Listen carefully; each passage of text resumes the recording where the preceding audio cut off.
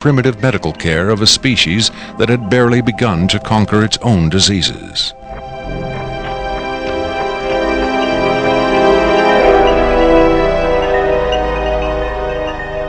But as we will hear, there are those who claim that to the aliens, death is not a final end to be feared, but a mere transition. It was in the late 40s and early 50s that the U.S. government's policy toward UFOs was formulated. Publicly, there was Project Blue Book, which made a great show of gathering data on all the major UFO sightings, finally declaring them all to be hoaxes, mass hysteria, or swamp gas. But secretly, there may have been another policy at work.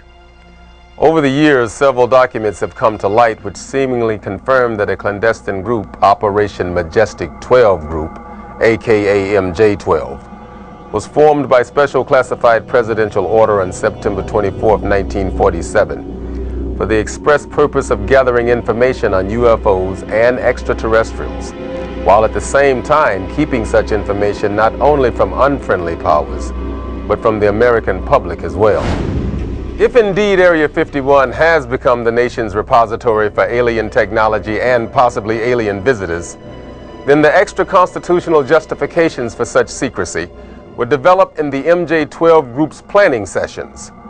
James B. Forrestal, Secretary of Defense under President Harry Truman, is widely accused of being the mastermind behind the creation of MJ12.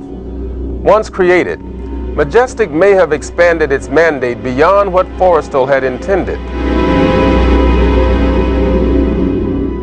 Whatever secrets Forrestal may have known concerning flying saucers and alien visitors, that knowledge died with him when in 1949 he mysteriously plunged to his death from a window at Bethesda Naval Hospital. Though he was being treated for depression, many UFO researchers doubt that his death was a suicide, and point to the sinister workings of the possibly mythical MJ12, which in their hypothesis may have been protecting its secrecy from a man who had come to believe the people had a right to know. As late as 1989, according to Bob Lazar, the identification badges at Area 51 read MAJ for Majestic.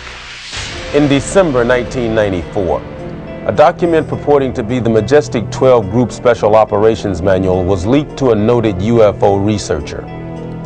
It contains the following directive under the heading Isolation and Custody. EBEs will be detained by whatever means are necessary and removed to a secure location as soon as possible. There follows this disturbing amplification. Although it is preferable to maintain the physical well-being of any entity, the loss of EBE life is considered acceptable if conditions or delays to preserve that life in any way compromise the security of the operations. From the beginning of the UFO age, it seems, secrecy was always the government's prime directive. In 1988, another anonymous government source, codenamed Falcon, claimed that a second extraterrestrial biological entity, EBE2, voluntarily became a guest of our government, allowing himself to be examined and interviewed. In this scenario, Area 51 became, for a time at least, a sort of extraterrestrial embassy, the setting for mankind's first attempt at diplomacy with beings from another world. Different sources disagree as to how communication was established.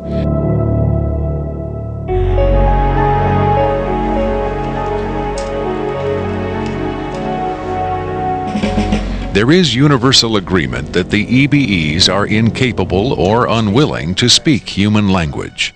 In addition to the pictographs used by EBE-1, it has been reported by Falcon that in the early 1950s, EBE-2 was fitted with some sort of artificial voice box, allowing him to speak words, and that he learned the English language very rapidly. Other sources doubt this story, however. By our kind, do you mean we Americans? What has been reported most persistently is that the aliens communicate via thought projection, or telepathy.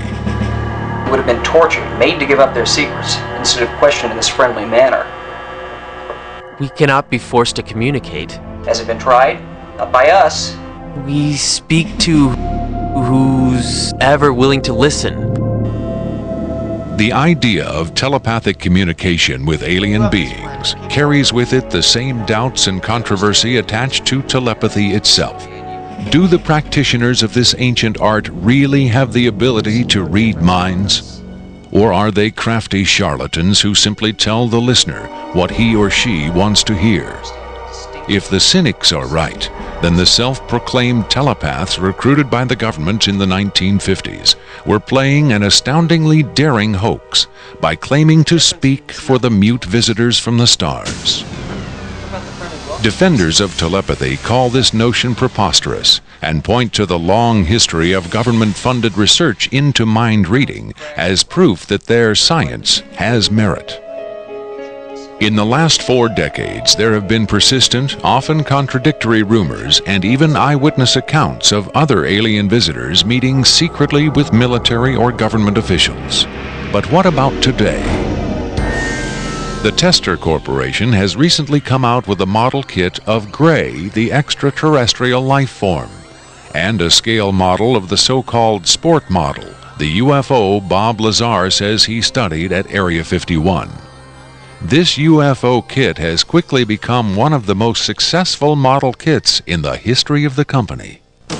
If the military is, in fact, conducting tests of extraterrestrial spacecraft at AREA51,